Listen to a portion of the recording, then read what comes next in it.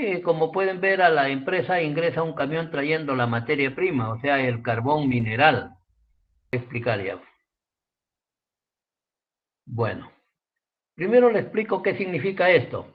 Miren, al ingresar el camión con el carbón, o sea, la materia prima, una de las características que se controla la materia prima para ver lo referente a su calidad es el contenido de cenizas.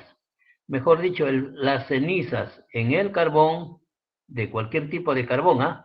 Puede ser vegetal o en este caso es el carbón mineral.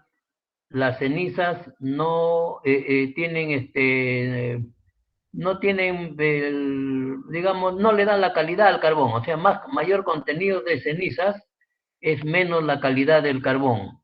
Con decirles que las empresas, por lo general, reciben carbones que tengan menos de 15% de ceniza. O sea, ese es un promedio. Entonces, en este caso, subí yo al camión porque parte de mi asesoramiento que les doy a algunas empresas, donde ahí se ha introducido una sonda que es para analizar contenido de cenizas. En ese aparatito que está manipulando este señor en el lado derecho, justamente te mide así de rápido la cantidad de cenizas que pueda tener esa materia prima. Pero ahora sí viene la explicación que es ya referido al tema. El carbón mineral está dentro del tipo de materiales cerámicos, no se olviden. Entonces, el carbón mineral, ojo, está dentro de los compuestos cerámicos. Es un material, si bien es cierto que el carbón se le denomina mineral porque tiene apariencia de metal justamente, tiene brillo, aunque ahí no se nota, por lo que también tiene trozos grandes, pequeños, cenizas, etcétera. Pero el carbón mineral se le da ese nombre de carbón mineral por el hecho de tener brillo metálico. O sea, si ustedes vieran un carbón antracita, que es el más común, tiene brillo metálico, es lustroso. Por eso se le denomina carbón mineral. Ahora, el carbón mineral, por lo general, su aplicación se le da como combustible. Es un combustible fósil, ¿ya? Es un combustible fósil. El carbón mineral es un material cerámico. Ahora, eh, sin embargo, si bien es cierto que como combustible, las cenizas constituyen parte no deseable, sin embargo, estas cenizas, y con otras partes que vamos a ver más adelante, que se les denomina pizarras, así se le denomina pizarra, son sustancias que pueden haber sido también investigadas por ustedes de haber creído conveniente. Son sustancias que tienen justamente composición de los cerámicos, o sea, sílice, alúmina, etcétera, sustancias que son netamente de componentes cerámicos propiamente dicho. Entonces, nuevamente para que puedan tomar apuntes si lo creen necesario. En primer lugar, saber que el carbón que tenemos en nuestro país es por lo general el de tipo antracita. Es un carbón mineral antracita. Sin embargo, también en el mundo hay diferentes tipos de carbón. Hay carbón en Colombia, un carbón denominado bituminoso, que es muy utilizado por las empresas de cemento, por el hecho que es un carbón que tiene alto contenido de sustancias volátiles, o sea, sustancias combustibles que hacen que se comporte el carbón como si fuera un gas, o sea, lo sopletean al carbón en estado molido. Bueno, eso es como cultura, pero ahora viene ya como parte del curso lo siguiente. Aquí vemos a mi persona con este señor tomando haciendo un control de calidad de la materia prima, miren, a la hora que ingresa. En este caso, el control de calidad es para detectar qué porcentaje tiene de ceniza. Y de acuerdo a eso se le paga a la persona que compra, que te vende el carbón. Ahora, por el lado, escuchen, por el lado del curso que llevamos de materiales, es un material cerámico, no es conductor de la corriente, al menos eléctrica, tiene a alta temperatura se produce su inflamación, o sea, se inflama por ser un combustible. Tiene contenido de cenizas cuya composición es muy utilizada en la cerámica propiamente dicha, ¿no? Les hago recordar también que los compuestos cerámicos son varios. En este caso ya conocen uno más, el carbón mineral, puede ser antracita. También hay un carbón hulla, Hull, hulla. Y bueno, estos son los principales carbones que podemos tener en nuestro país. Su aplicación por lo general del carbón es para hacerlo para utilizarlo como combustible. Bien, aquí pueden ver ya, miren el brillo metálico que tiene el carbón, por eso se le llama carbón mineral. Y porque tiene bueno, el metal, ustedes saben, tiene como particularidad un brillo. Y por eso, miren, si pueden ver ahí el carbón ya en una zaranda, que estos trozos sí tienen ya el brillo debido a que la ceniza que lo cubría en el camión no dejaba ver ese brillo, ¿no? Acá este señor está haciendo un control de calidad, se está analizando el carbón, y aquí para que tengan como cultura, esto no se le va a tomar más que saber que se trata de un compuesto cerámico, tienen diferentes carbones para diferentes aplicaciones industriales. Hay carbón para fragua, carbón para calderas, por ejemplo, Casa Grande también consume carbón antracita de este tipo, de pequeña molido, por decir, ¿no? Bueno, acá estoy haciendo una inspección. Aquí miren cómo una vez que se le ha terminado de procesar al carbón, lo llevan en estos sacos hacia la aduana y lo exportan a diferentes países. Creo que tengo entendido uno de ellos es Chile. Entonces ahí estamos haciendo un control de calidad del producto ya de salida. Y acá pueden ver entonces diferentes calidades de carbón para diferentes usos, ¿no? Por ejemplo, el carbón más fino, como el que están viendo, el más pequeño, de tamaño más pequeño, es utilizado para calderas de las empresas azucareras. Después también para fundición se utiliza el carbón más grande, como el que ven acá en la parte inferior derecha, carbón de mayor tamaño. A este carbón se le ha extraído las pizarras, que son sustancias que no forman parte del carbón, pero que podría hacérsele un trabajo de investigación, ¿no? Yo quedé a hacer un trabajo de investigación, pero ya no me dio tiempo. Acá pueden ver este carbón, pero ahorita comienzan, ¿saben en qué consiste esta clase, estimados jóvenes? En lo siguiente, no les llame la atención que yo les presente un dibujo o una fotografía, perdón, como que están viendo en la diapositiva. Y les voy a comentar. A ver, vamos a ver. Vamos a comentarles. Bien, vamos a comentarles cómo es que este es así bien, incluso divertido, por decirle, ¿no? En la última diapositiva, no es la última, sino en la diapositiva que les he mostrado, hay un ducto conductor de carbón, y también vemos a un señor en una especie de zaranda, ¿ya? Está zarandeando. Zarandeando es como un colador que se mueve mediante un movimiento que le da el motor a la máquina, así como una vibradora de cemento, algo así. Pero bueno, a lo que voy es lo siguiente.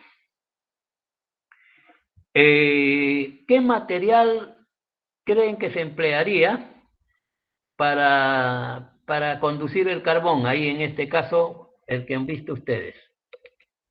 Pero escuchen, antes de pensarlo, se tiene que analizar, ¿no? Por ejemplo, dicen así, por si acaso el carbón es abrasivo, quiere decir que produce desgaste al material metálico inclusive.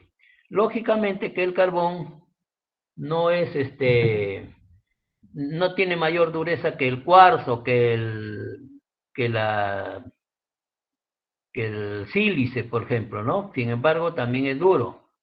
Entonces, en el curso, ustedes tienen que saber qué material debería ser empleado para determinada actividad industrial.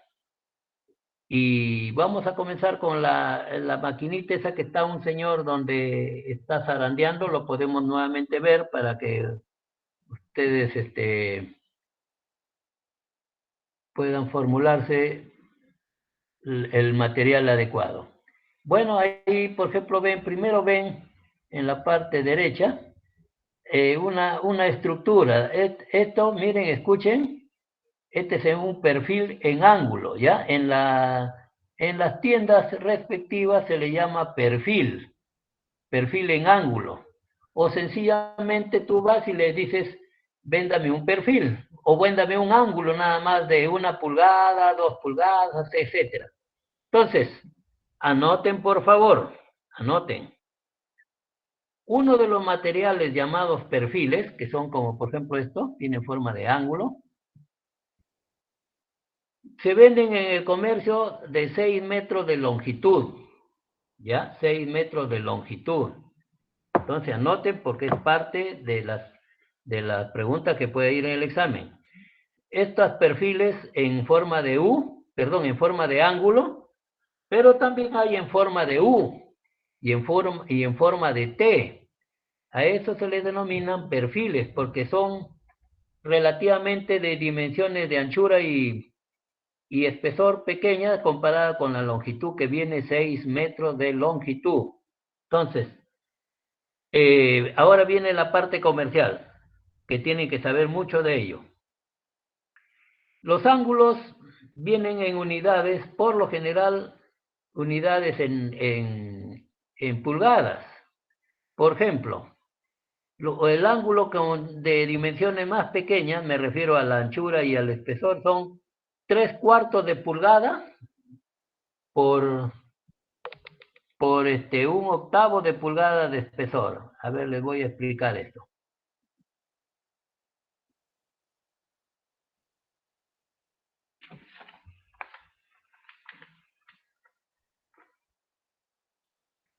Por decir, para mostrarles.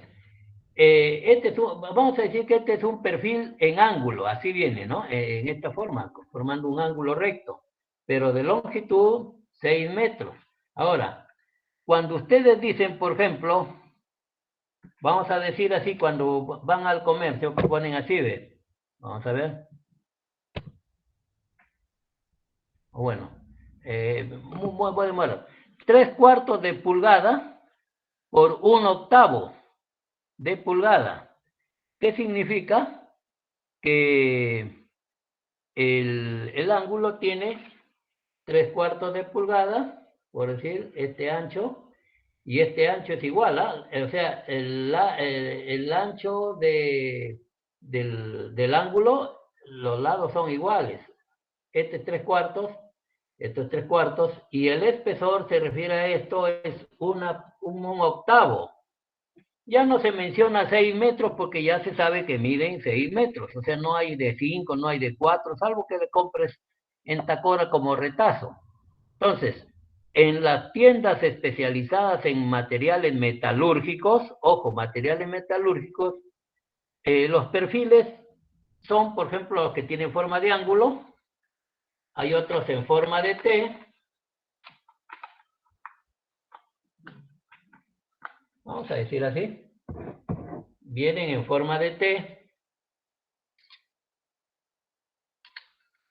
ahí, vienen en forma de U, también vienen en forma de U, pero todos miden 6 metros, ¿entendido? Todos miden 6 metros. Entonces los perfiles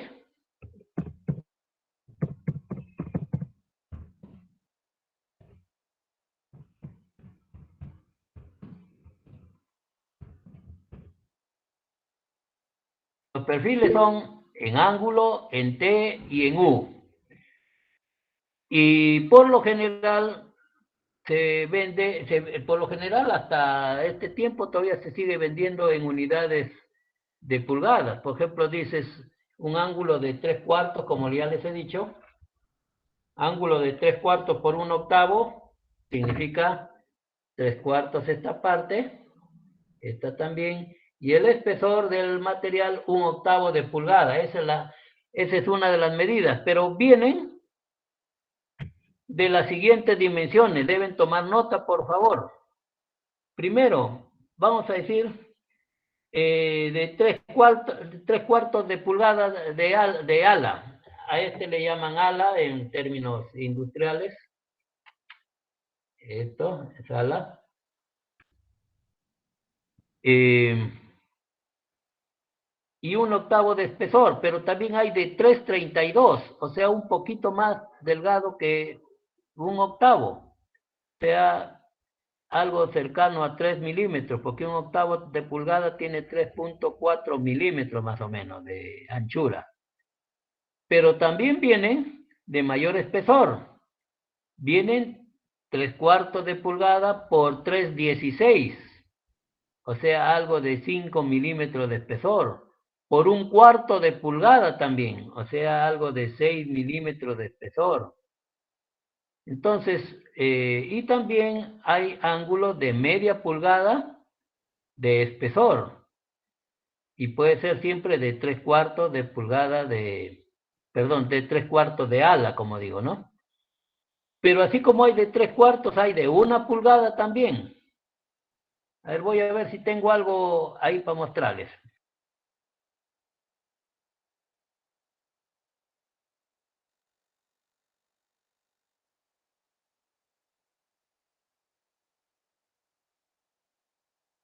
En T, en U, y vienen de diferentes tamaños y diferentes espesores. Les hablé de 3/4 de pulgada, eso se refiere al ala, o sea, a esta parte, y a esta también, que forma el ángulo. Y el dato siguiente que dice, por ejemplo, 3/32 es el espesor de ese perfil.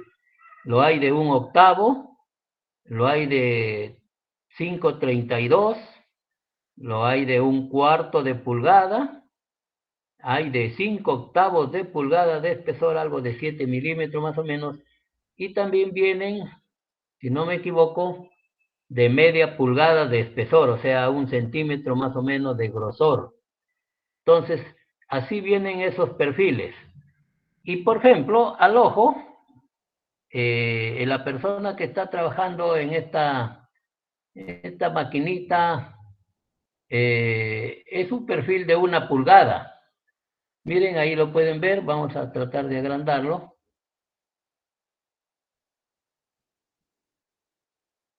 Ahí pueden ver, miren, es delgado, pues también viene, por supuesto, esta parece que es de 1,5 pulgadas de espesor, ¿ya? O sea, ahí según podemos observar, ese es el perfil en ángulo. Como ven ustedes, este señor está separando sustancias que no son deseables como combustible. Pero lo que nos interesa a nosotros aquí es que ven estos son perfiles en ángulo, ¿ya? Muy bien. Ahora vamos a ver la otra parte. Esta plancha conduce carbón, ya. Esta es una plancha que se le ha hecho dobleces, parece una U, pero con bordes redondeados. Esta es plancha metálica del acero más común que hay, el acero SAE 1010, el que comúnmente le llamamos plancha. Sin embargo, hay que tener en cuenta que el carbón es algo erosivo, pero en menor escala que otros materiales como cerámicos, como el sílice, el cuarzo, etcétera, ¿no? Pero vean ustedes, estas aplicaciones son justo materiales acero al carbono 10-20 o 10-10, ¿ya? O sea, los 10, acero 10-10 o acero 10-20 casi son los mismos. Entonces ahí tenemos una aplicación ya. Ahora vamos a ver algo muy relacionado con el tema de recipientes sometidos a presión y que forma parte también del tema.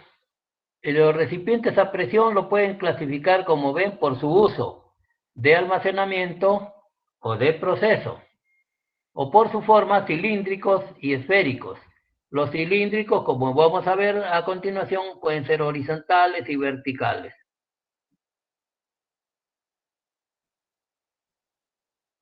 Bien.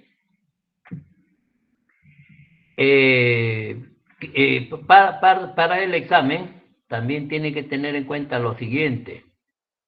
Cuando se trata de hacer diseños de recipientes, como les dije, se tiene que echar mano a códigos de normas de diseño, en este caso la ASME, la Sociedad Americana de Ingeniería Mecánica, que como dije acá rige actualmente en Estados Unidos y para todo el mundo, todos lo emplean. Sin embargo, por si acaso también Inglaterra tiene su propia norma que es la misma, pero ellos lo han hecho, le han puesto su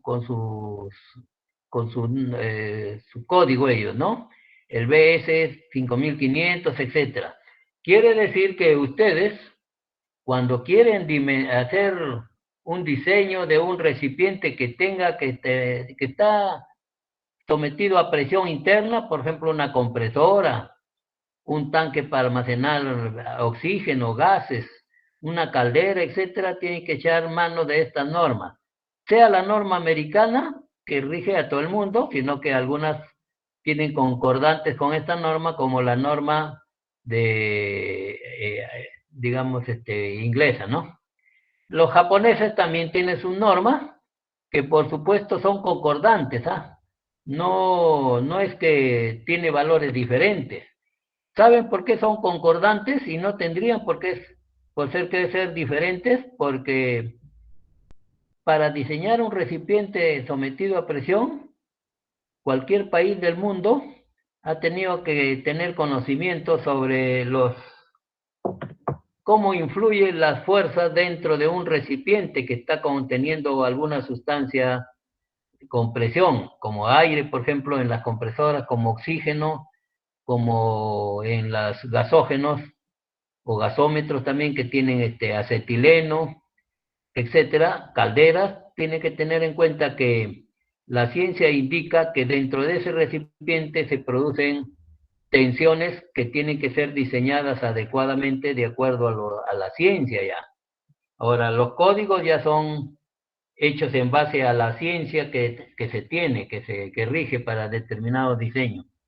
También tiene el código alemán y Países Bajos, llamados así, tienen sus respectivos códigos.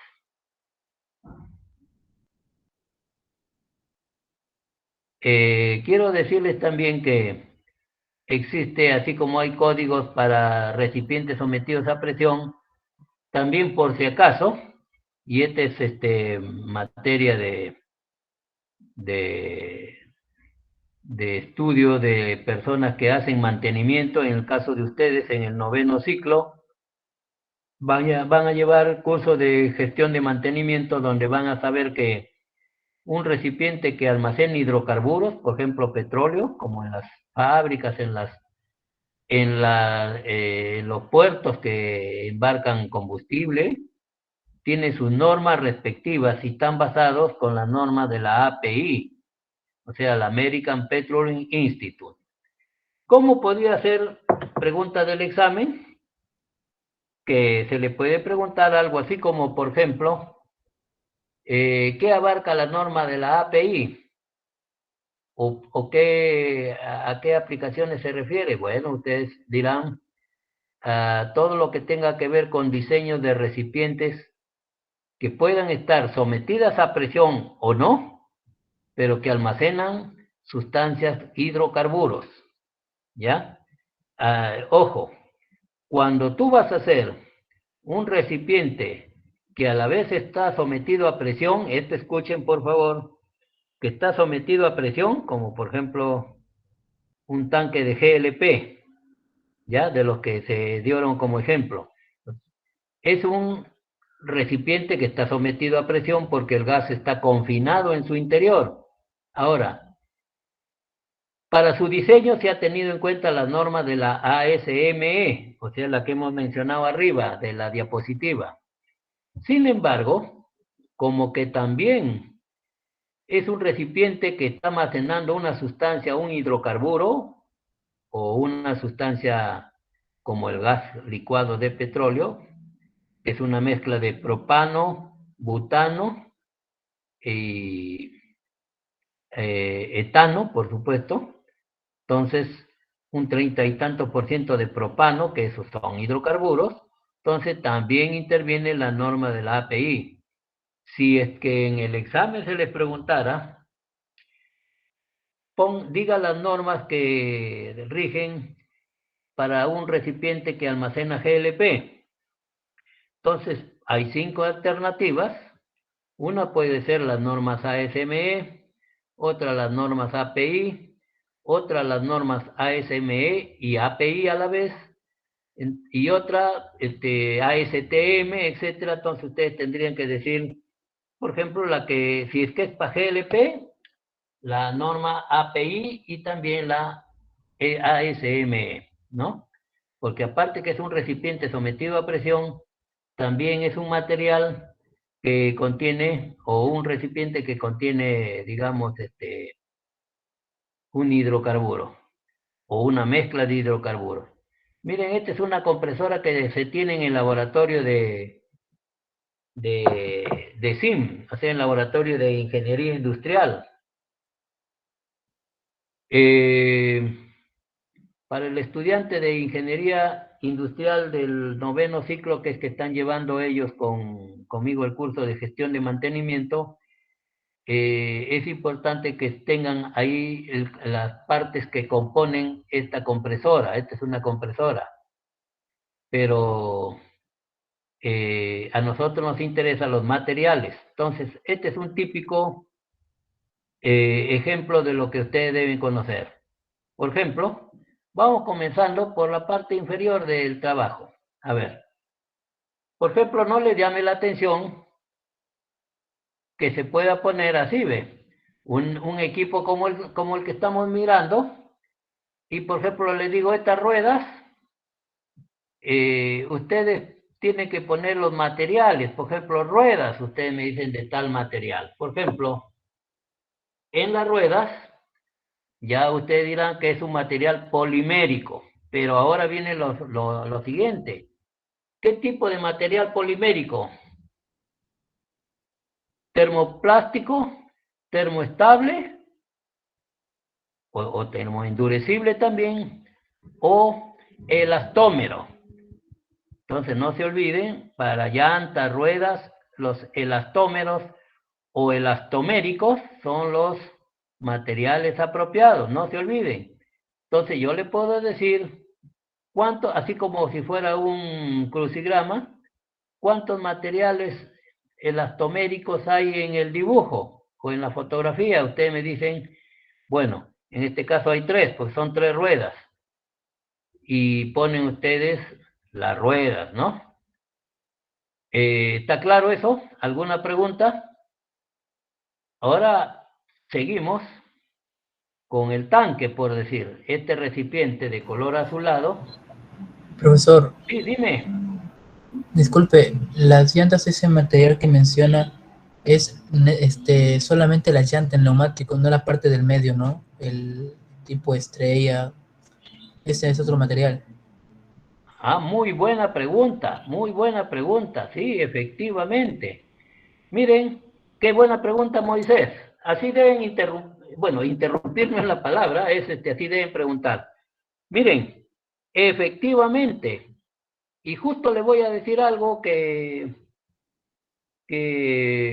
todavía tengo, en tiempo de la pandemia que ha estado más difícil la vida, salía con el carrito a comprar a la esquina para llevar las cosas y justamente se ha dado cuenta Moisés de lo que nos hace la pregunta. Efectivamente, la parte del jeve, así como por ejemplo, la rueda de la bicicleta, ustedes me dirán, la parte polimérica es elastómera, o elastomérica es la palabra, o sea, es un elastómero, es lo que es el jeve.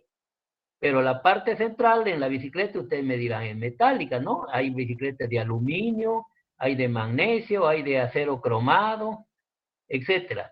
Muy bien lo que ha dicho Moisés, porque justamente la parte radial, la que tiene forma de estrella, justamente ya no es polimérica y es muy quebradiza, con decirle que cuando lo llevé a sacar y hubo una especie de bache, vamos a decirle así conocemos la pista se rompió esa estrella, es acero termoendurecible, o sea, ese material que no es frecuente su reciclaje, es termoendurecible.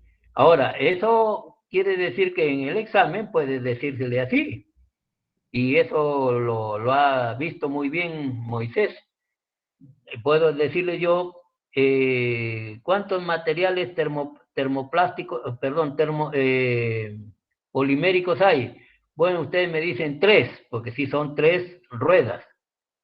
Y dentro de los poliméricos, ¿qué material distinguen? Entonces ahí yo le puedo poner termoestable, termoplástico, etcétera, y ustedes dirán, pues, termoendurecible, o sea, esos duros, esos que son como vidrio, que no se flexionan, ¿no? Por ejemplo, este plástico, nadie me va a decir que es termoestable o termoendurecible, ¿ves? Se le hace así. En cambio, si yo en la clase ya del día del examen,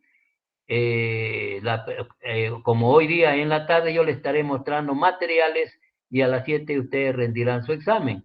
Entonces, van a conocer que estos materiales son quebradizos, pues. Es muy buena la pregunta oportuna que ha hecho este, el joven Moisés.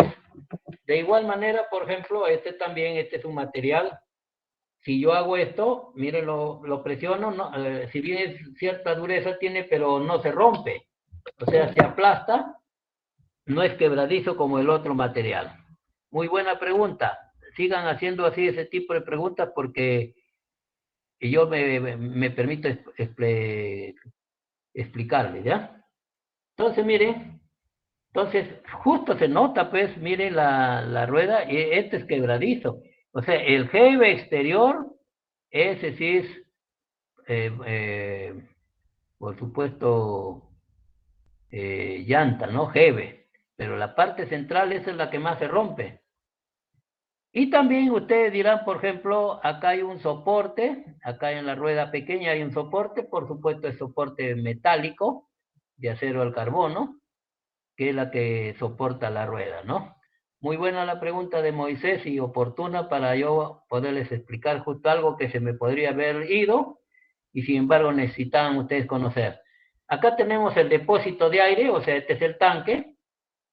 En primer lugar, yo les podría decir en la figura, ¿se ha aplicado alguna norma para el diseño? Ustedes me dicen, sí, para el depósito de aire, por ejemplo. O sea, las preguntas van a ser así, para razonar, estimados jóvenes, ¿ah?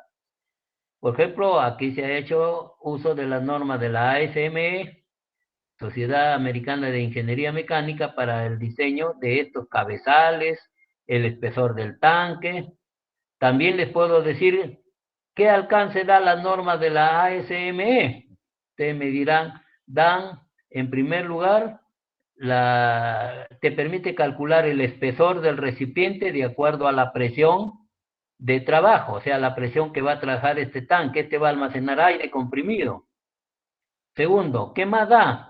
El tipo de cabezales, estas tapas, lo que llamamos tapas y que también se habla así, o cabezales son de tipo conformado. Conformado quiere decir que ha sido aplicado una prensa para darle la forma de casquete. Ahora, eso en cuanto a normas, ¿no? De diseño. Ahora, la pregunta es, ¿qué material será? Bueno, hay un material muy especial que es el que con el que se fabrica, por ejemplo, tanques de GLP, el A298, creo, algo así. Pero si no, escuchen esto, pero si no, puede ser el acero estructural, el acero A36. La pregunta es, ¿y cuándo se usa uno u otro? Entonces, ustedes no se tienen que preguntar eso. Vamos a explicarlo mejor. Vamos a explicarlo bien esto. Miren, cuando ustedes se preguntarán, me dice, bueno, a las finales, ¿cuál sería el acero más adecuado? El A-36, por ejemplo, este acero estructural, o A298, grado C.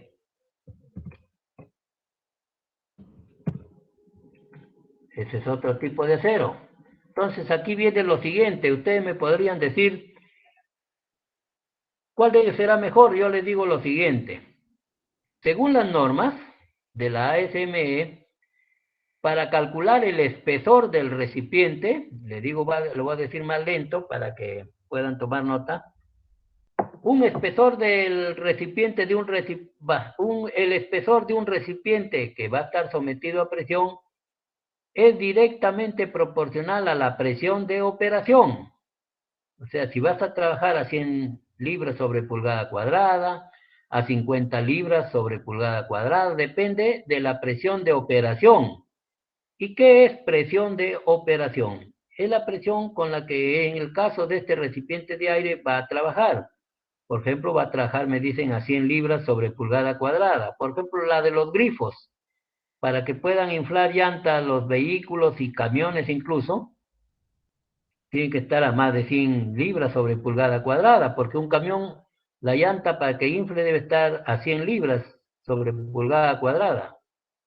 El automóvil, la llanta delantera, si no me equivoco, 32 libras sobre pulgada cuadrada. Entonces, esa es la presión de operación. Pero el que lo diseña indica, según la norma de la ASME, también tendrá la norma de seguridad.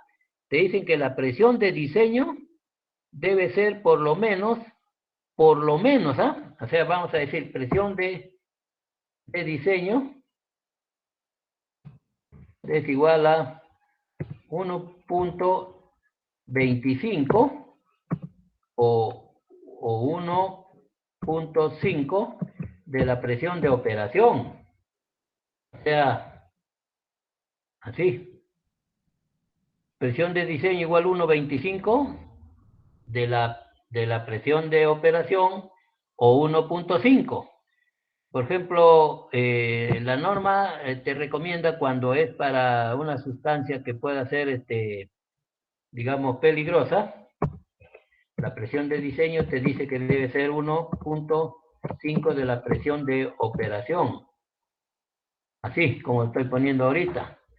Entonces, miren, le repito nuevamente, el espesor del recipiente que va a contener una sustancia a presión está en función directa de la presión de diseño, que es un porcentaje mayor que la presión de operación, pero también por el diámetro. por el diámetro del recipiente y sobre la resistencia admisible. Ya no se olvide.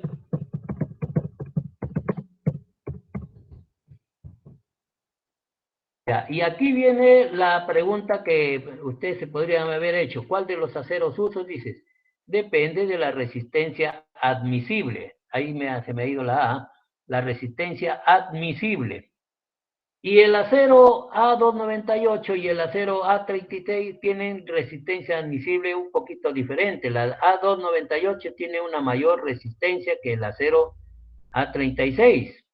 Entonces quiere decir que si yo uso cualquiera de ellos, por ejemplo, si en lugar de usar acero A36 uso el 298, seguramente el espesor va a ser ligeramente unos milímetros menos, porque es más resistente que el acero A36.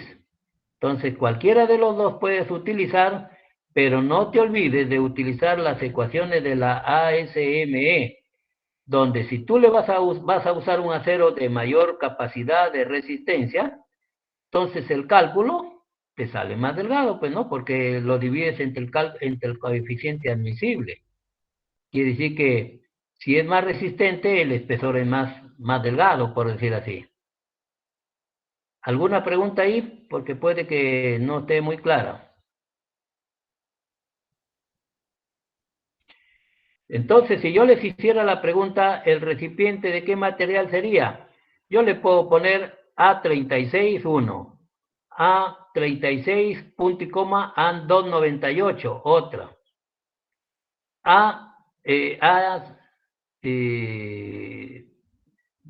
IC 1045. Le puedo poner IC 1010.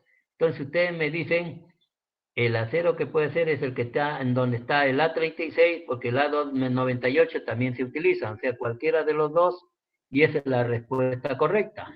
Porque el AIC 1045 viene en barras, es para acero de transmisión. Es muy duro, no es soldable, aparte que no viene en planchas.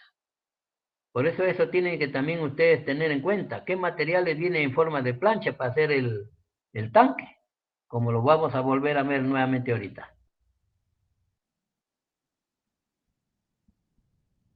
Entonces, puede ser acero estructural o acero 298.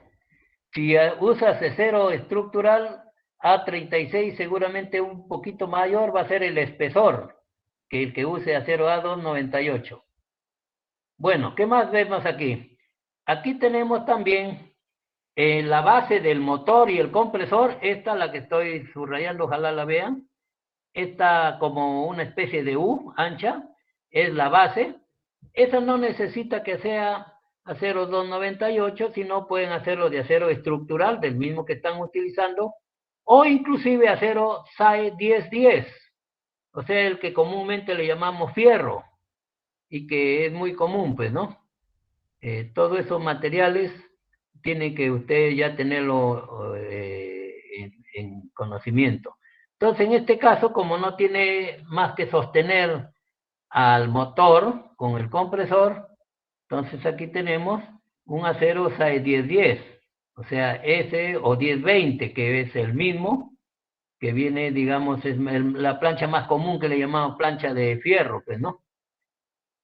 Aquí tenemos, bueno, acá tenemos en lo que dice mango, ustedes lo están leyendo seguro ahí, mango. El mango es también de acero al carbono, pero cromado, o sea, se le echa un cromado. Y este acero es de tubo de fierro, solamente que con mayor grosor, porque el tubo de fierro que se usa para las carpetas es muy delgado su espesor. Entonces este tubo de fierro, de acero al carbono por supuesto, pero debidamente cromado, ¿no? Para que no, como cuando uno lo agarra, no se esté oxidando y se malogre. Bueno, el motor, ya esa no forma parte, pero por lo general es de fundición. El compresor, aquí quiero decirles algo muy importante, estimados jóvenes, ¿no? Importantísimo. He agrandado el compresor esta parte, lo que es el compresor, dice grupo de compresión. Miren, ve, definitivamente, por ejemplo, el compresor aquí puede que sea de aluminio o puede que sea de acero, pero fundido, ¿ya? Fierro fundido o fundición gris. Ahorita no les puedo decir porque está pintado de color aluminio. Puede ser ambas de cualquiera de los materiales. O sea, por fotografía tampoco no, así sea uno muy experto, no lo va a hacer. Sin embargo, quiero decirles algo muy importante. Este es importantísimo y muy común en la industria, para que ustedes tengan el conocimiento práctico en la industria. Cuando vean ustedes estas formas, miren, esta forma por decirle caprichosa, un tanto, miren, tiene bordes, tienen material sobresaliente, tienen como piezas, digamos, diseñadas dentro del mismo material, es fundición, por si acaso, ¿ya? Es fundición, o sea, material fundido, que ha sido fundido y adicionado en un molde para hacer esta carcasa, estos componentes. Entonces, distingan ustedes dos cosas importantísimas. Una es, hablando en términos criollos, fierro fundido, y la otra es fierro dulce. Fierro fundido es cuando tiene formas caprichosas, por ejemplo, esta especie de tapa que tiene para 4 tornillos, que ustedes lo visualizan ahí, aquí. Por ejemplo, esa forma así, digamos, con rebordes en alto relieve o bajo relieve, eso no se puede hacer en fierro dulce. En fierro dulce puedes hacer lo que estás viendo acá en la base, el soporte del motor y el compresor. Es una plancha que se le ha doblado en forma de U y se le ha hecho estas ranuras con una troqueladora. Eso es fierro dulce. El fierro dulce, si tú le das contra el suelo, se rompe el piso y el material ni hablar. En cambio, este material fundido se te cae al suelo, se parte y ya fue, pues ya. Esa es la diferencia, estimados jóvenes, ¿ah? Entonces, ojalá que para la clase siguiente, para el día del examen, tenga material fundido para que pueda ser, digamos, distinguido. De igual manera, por ejemplo, el motor también es de fundición. Miren, ¿cómo vas a poder hacer estas ranuras de fierro dulce? No se puede, es un trabajazo enorme y todavía te queda horrible. Y en costos es enorme el costo. Fierro dulce o acero al carbono que tiene esa propiedad de que tú lo golpeas y no se parte, este es acero dulce, ¿no? Fierro fundido es que tiene formas caprichosas.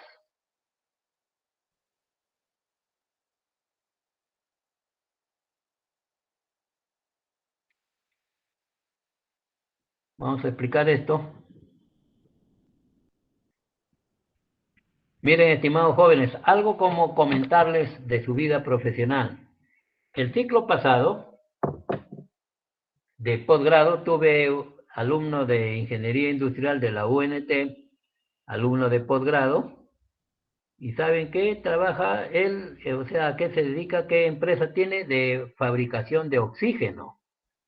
O sea, él es una de las empresas que vendía oxígeno y ojalá que se venda solamente para la industria metalmecánica y ya no para los hospitales, al menos para el COVID. ¿Se acuerdan cuando había botellas que llevaban para arriba y para abajo?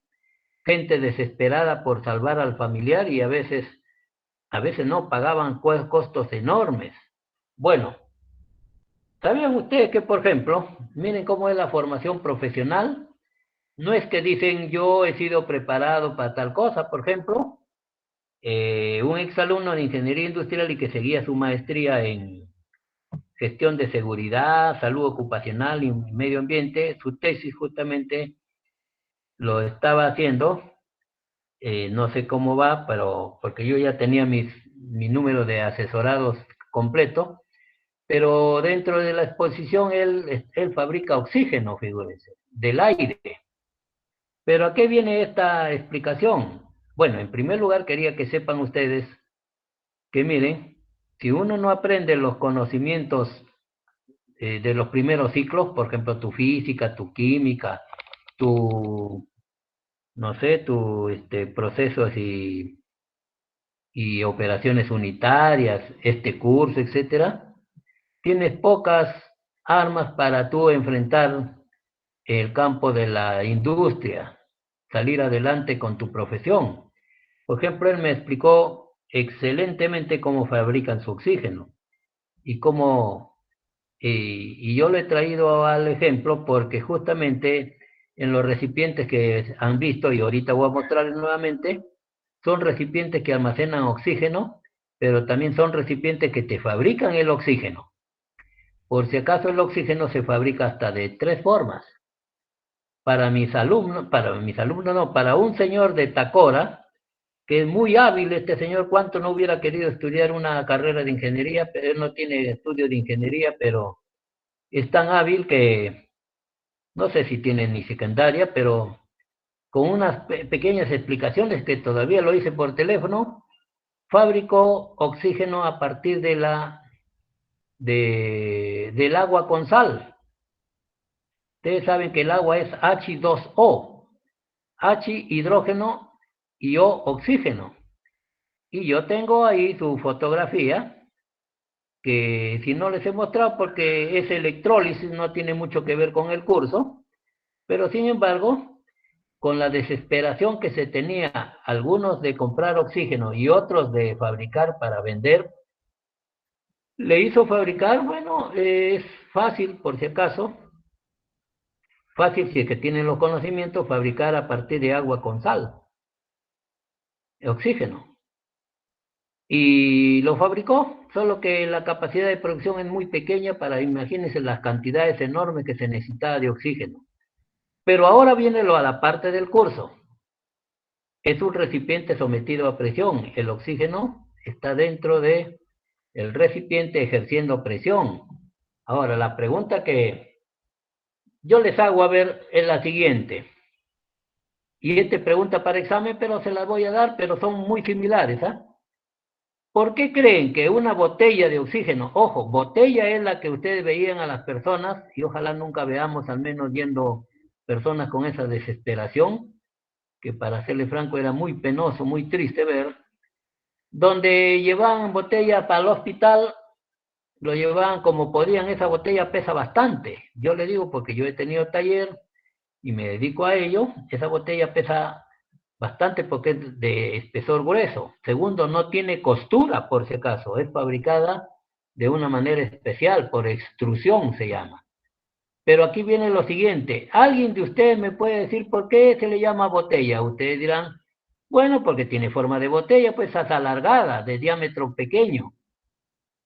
Pero yendo al terreno de la ASME, Sociedad Americana de Ingeniería Mecánica, o sea, yendo al terreno de el curso que llevaron mecánica de sólidos, deberán saber que según la fórmula de presión, perdón, de espesor, el diámetro es proporcional al espesor, ¿sí o no? O sea, más diámetro, más espesor necesitas.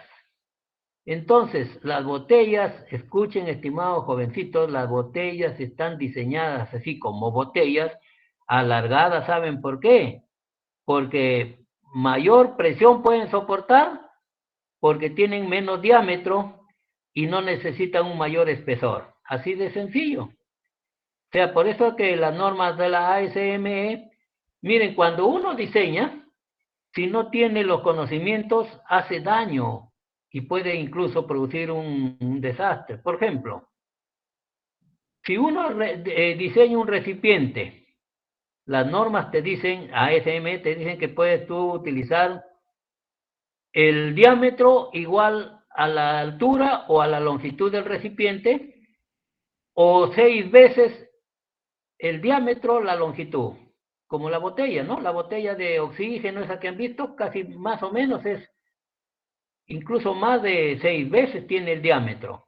Eso es las normas de la ASME. No te dicen así para que resistas, sino te dice que el diámetro, la longitud del recipiente puede ser de 2 a 6 veces el diámetro.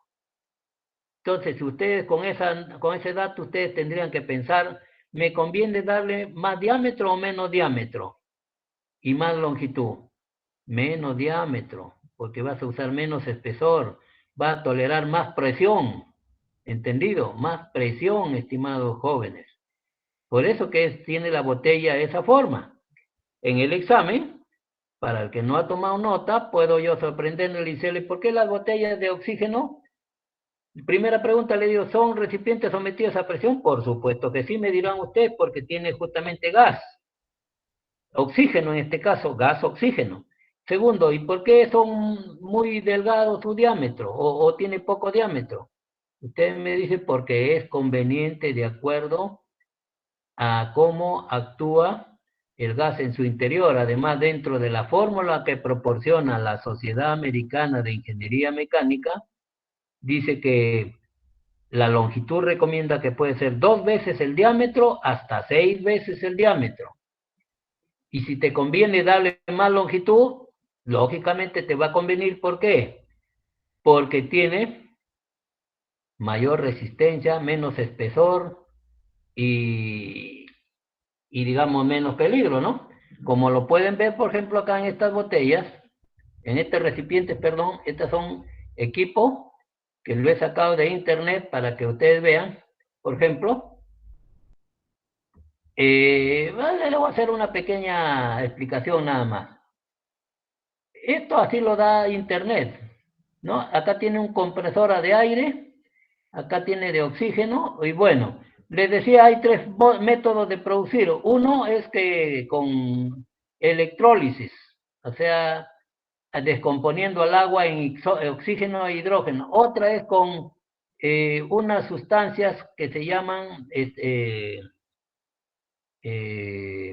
bueno, pues son unas resinas especiales que como piedritas, ¿ah? Son como piedritas, son material permutitas, o sea que permutan, cambian, la descomponen a una sustancia química. Figúrense, ustedes ingresan el aire del ambiente, conteniendo el aire que contiene hidrógeno y oxígeno.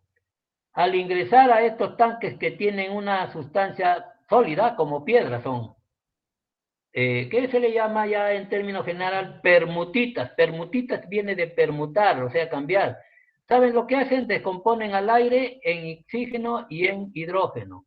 Al hidrógeno lo eliminan por una de estas tuberías, se quedan con el oxígeno puro, ¿no? Ese es un sistema. El otro sistema es utilizando aire a alta presión y descomponiéndolo con la presión al aire, pues, ¿no?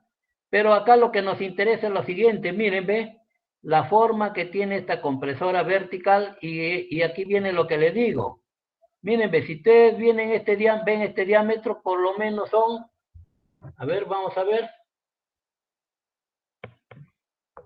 tiene 2.5 centímetros y 8 de altura. O sea, ¿cuánto más o menos sale? 5 veces, a ver, 5 por 8. Casi 5 veces, o sea, esta altura es 5 veces el diámetro. Entonces, es conveniente para almacenar gases, etc. Acá tienen la forma elipsoidal. Esta forma se llama elipsoidal porque tiene forma de una elipse. De igual manera los recipientes. Entonces, miren, esa es bueno, la figura acá dice producir oxígeno medicinal. Y observe las tapas embutidas o conformadas. A propósito, acá también hay algo que mostrar, miren. Indudablemente que estas patitas no te vienen así en el comercio, ¿eh? Observa las patas de la compresora. Esas no vienen así en perfiles, por si acaso. Ustedes van viendo que la pata tiene un poco más ancha en la parte superior. Esa es hecha a propósito. Ya, esto yo también lo hago así cuando hago un aparato o una máquina. Se ve bonito y también tiene buena resistencia. Miren, aquí lo que se ha hecho es plancha dulce, que se le ha hecho los dobleces, de tal manera que quede así en una forma media ancha en la parte superior para que pueda agarrar la soldadura, y en la parte inferior menor dimensiones, pero con una base para soporte, ¿no? Entonces, este no es un perfil por si acaso que se vende así, tienes que hacerlo, o sea, la empresa lo ha hecho para ese tanque.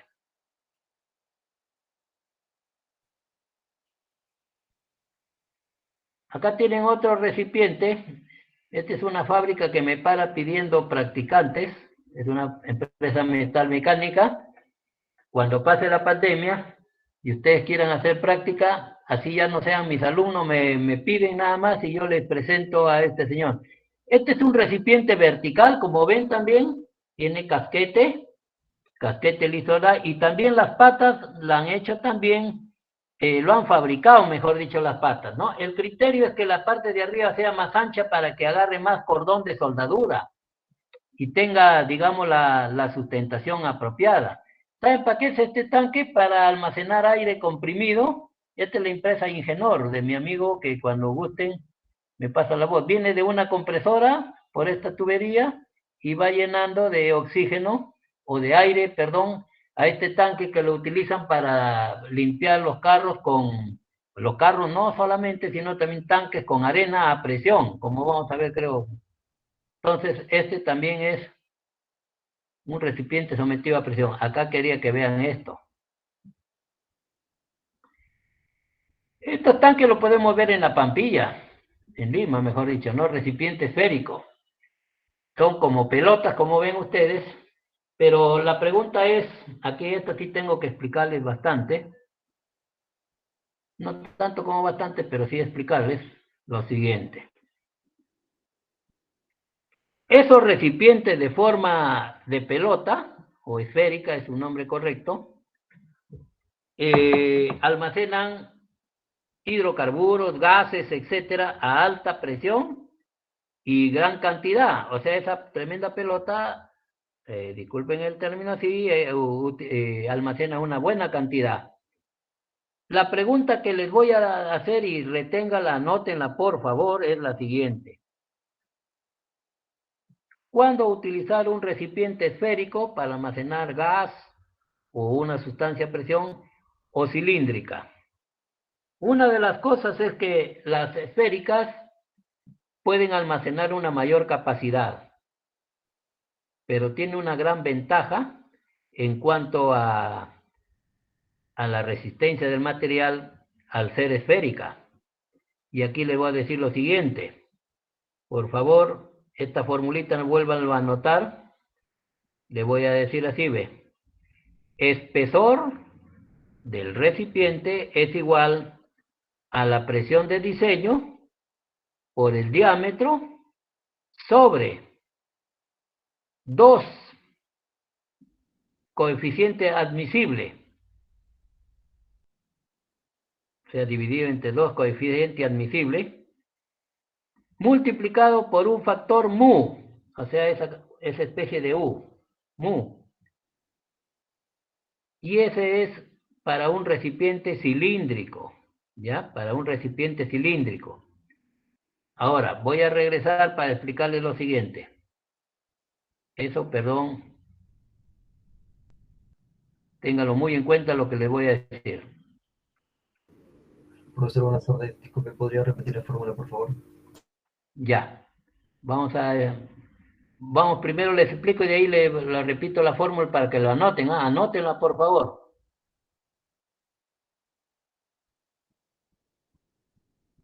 Ya, vamos a aplicar y de ahí les digo la fórmula.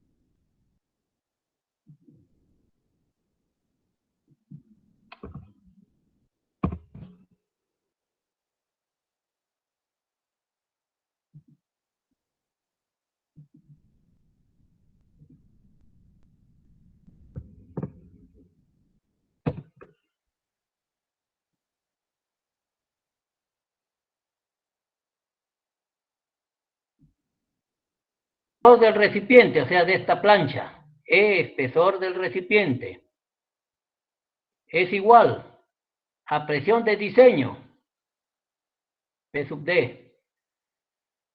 O sea, esta presión de diseño es igual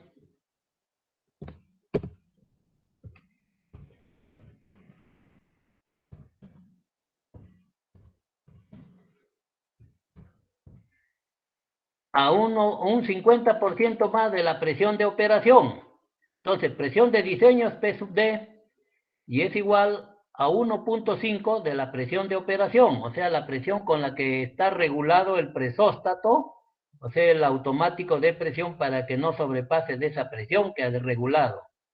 Por el diámetro, este diámetro del recipiente, el diámetro interno del recipiente, sobre 2, coeficiente admisible, ¿ya? Este ρ es coeficiente admisible. Podríamos ponerle así, no, mejor para que no se malogre, pero consideren coeficiente admisible. Coeficiente admisible del material que has empleado. Si has empleado acero al carbono de tal tipo, ese es su coeficiente admisible. ¿Y qué viene a ser coeficiente admisible? El coeficiente de límite de proporcionalidad sobre un factor de seguridad.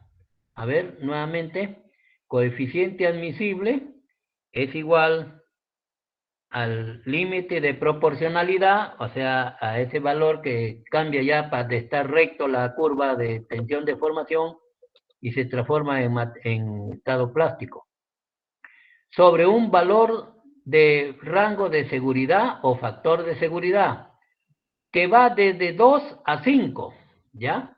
O sea, el coeficiente admisible es igual al límite de proporcionalidad sobre el factor de seguridad. Ese factor de seguridad va de 2 a 5 el valor. Si quieres mayor seguridad, a ese recipiente le das el valor 5, es el máximo valor que está bien que se le dé eso cuando se trata de que corra peligro. Y esa letra griega, es el tolerancia por corrosión. Tolerancia por corrosión, perdón, tolerancia por soldadura de la costura. Por ejemplo, que acá, ustedes ven acá el tanque en la parte inferior, tiene el borde, la tapa ha sido soldada. Cuando ha sido soldada con la mejor técnica de soldadura y ha sido radiografiada, se le ha hecho un análisis como se les explicó con tintes penetrantes, etcétera, este valor mu puede ser hasta 0,9 ya. O sea, casi 1. Quiere decir que casi perfecta es la costura soldada. Pero si no se da esos tratamientos, eso cuidado, este valor mu llega a ser 0,7, o sea, un 70% nada más. Entonces, nuevamente, porque esto es importante, para recipientes cilíndricos, ¿ah? Que sean horizontales o verticales, ojo, para recipientes cilíndricos, sean verticales u horizontales. E es el espesor de la plancha que vas a hacer el tanque. P sub D o PD es presión de diseño. O sea, la presión que le da un porcentaje mayor a la presión de operación. P sub O es presión de operación, o sea, la presión con la que vas a trabajar. Vamos a decir, tú lo regulas a 80 libras sobre pulgada cuadrada, a 90, etc. D es el diámetro, en este caso del cilindro, diámetro del cilindro, dividido entre 2 coeficiente admisible. Este sigma es coeficiente admisible del material que es utilizado.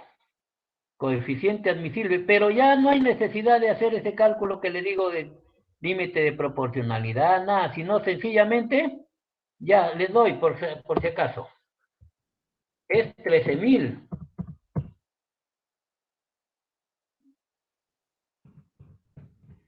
Libra, ese es el coeficiente admisible a las finales ya calculado ya.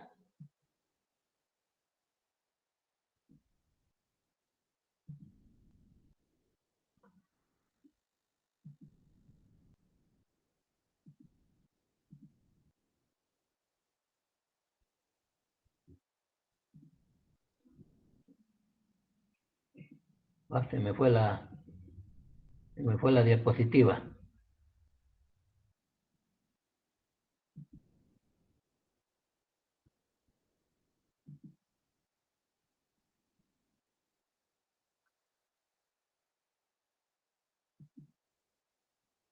Bueno, voy a explicarle, ya se me fue la diapositiva, a ver qué ha pasado.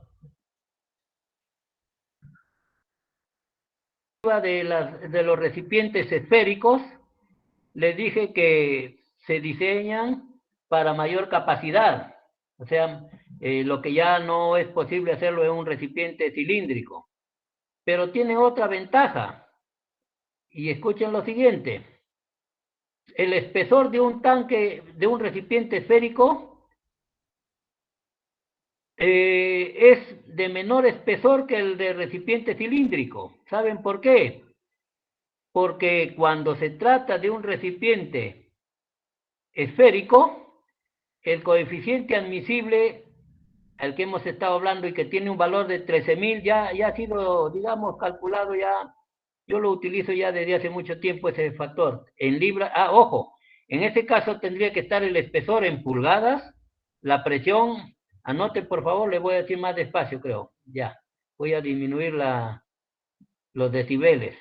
A ver, el espesor, si quieren utilizar el coeficiente admisible del que hemos hablado, el sigma, que tiene 13.000 libras sobre pulgada cuadrada, todas las unidades tendrían que ponerle ustedes en la fórmula en unidades americanas. Por ejemplo, el espesor te daría en pulgadas. La presión de diseño en libras sobre pulgada cuadrada, o sea, PSI. El diámetro en pulgadas, dividido entre dos coeficiente admisible en libras sobre pulgada cuadrada, que en este caso es 13.000 por 2, o sea, 26.000, por el coeficiente de cordón de soldadura, que si ya le digo que hacen todo lo que se hizo cuando mostré una diapositiva donde se le hacía una determinación del espesor, un ensayo de impacto, un ensayo de flexión, etcétera, y también su análisis de tintes penetrantes de la costura soldada, etcétera, etcétera. Entonces, en ese caso, el coeficiente de soldadura lo pueden considerar 0.9, 0.9. Quiere decir que prácticamente un 90% está bien hecha esa soldadura. En otros casos de no ser así, tendría que utilizar un 0.7. Y con eso les va a salir más espesor, por supuesto, del recipiente. Ahora sí, anoten para el recipiente de forma esférica. La fórmula es la misma. Espesor es igual a presión de diseño por el diámetro, o sea, diámetro de la esfera, ya no sobre dos coeficientes admisibles, solamente uno. O sea, coeficiente admisible, ya no multiplicado por 2, sino 1, por el coeficiente de soldadura. ¿Y saben por qué? Porque miren, ve, a ver, les explico esto, por favor. Despacio les voy a explicar.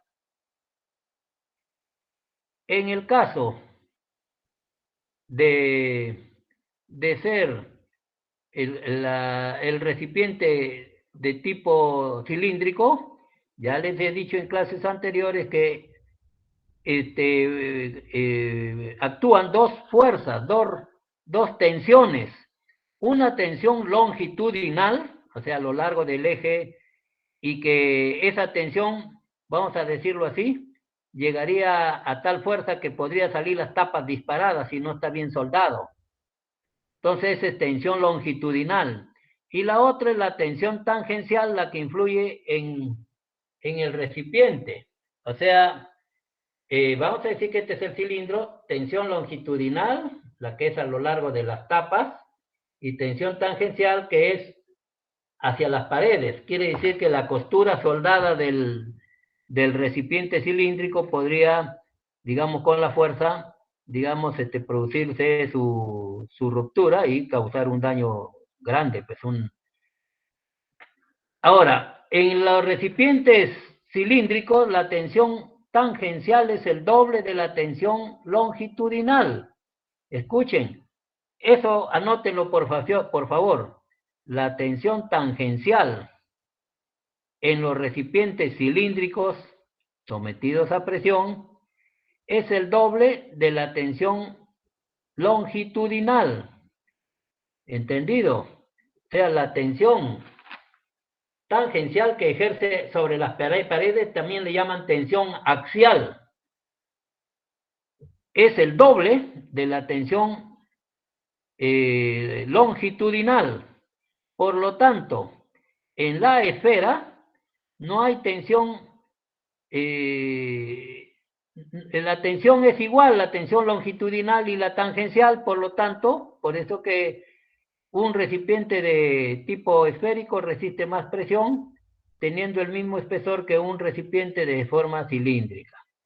Entonces, no se olviden, la tensión tangencial es igual a longitudinal en un recipiente esférico. Lógico, porque no hay pared, no hay longitud del eje longitudinal, ¿no? ¿Algunas preguntas?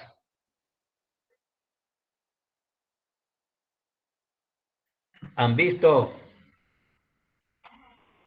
ustedes en televisión que se ha caído en Lima un techo cuando felizmente no ha habido muertos? Bueno, lo que no ha soportado es unos tubos que han puesto bien delgaditos y parece que están corroídos todavía, y no ha soportado el peso del techo y se ha caído con fierro y todo, o sea, con vigas estructurales, o sea, de esas vigas de color rojizo, creo que son vigas de gran tamaño, ¿eh? Y se ha caído, fíjense, porque no ha estado el ingeniero o quien le habrá dicho, ha puesto como soporte, digamos, mientras llenan el techo, eso, y no ha aguantado y se ha venido abajo. Felizmente que no ha habido daños personales. ¿Preguntas? Me faltaba explicarles algo. Vamos a ver, a ver.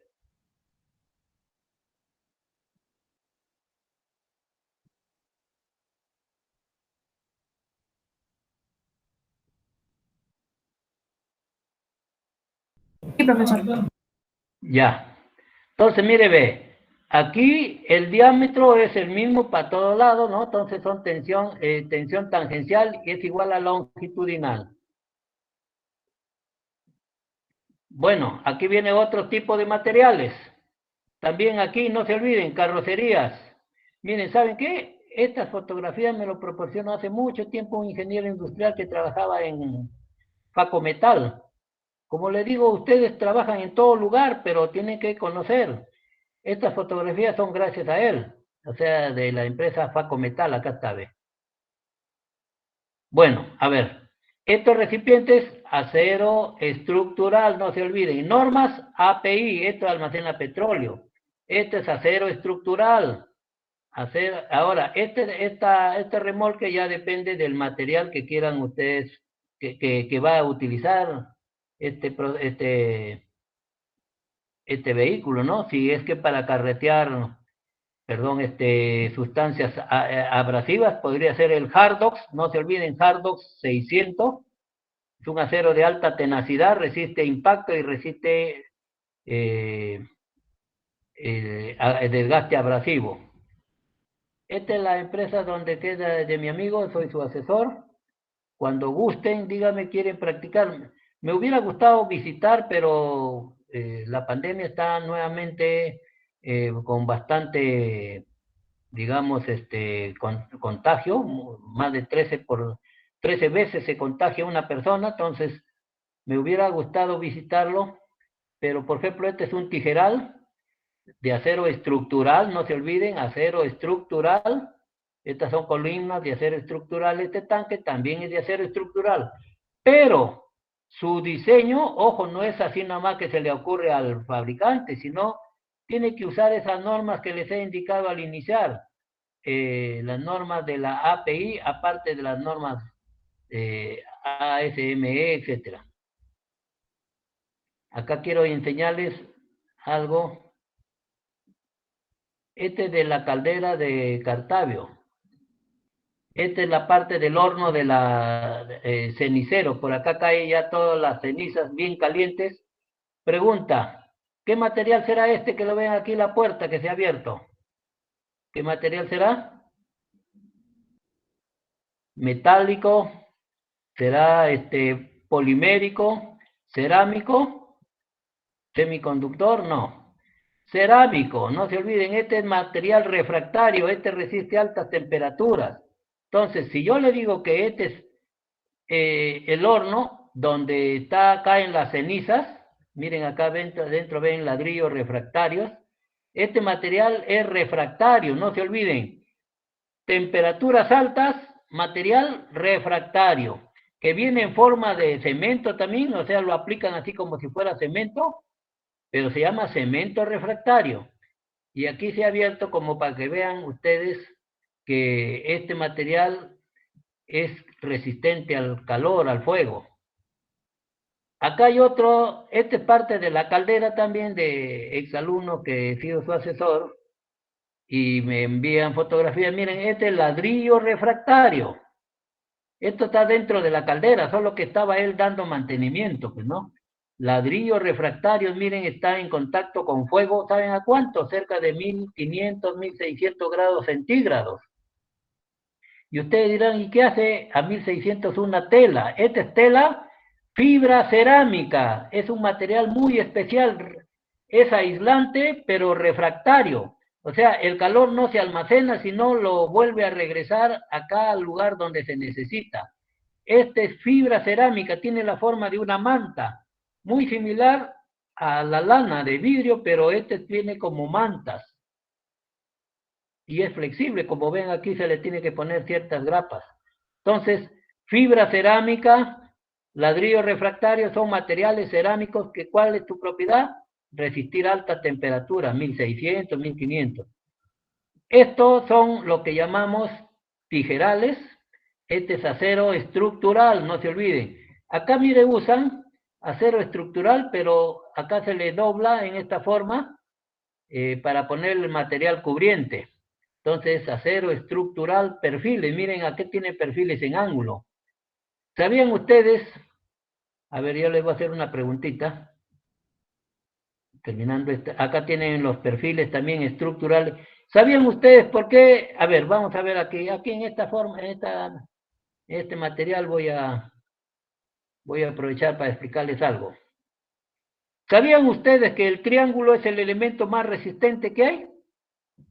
Ustedes no se imaginan por qué lo hacen como triángulo, me dirían acá ustedes en el curso de mecánica de sólidos, tendrían que haber sabido que el triángulo es el elemento más resistente, ¿entendido?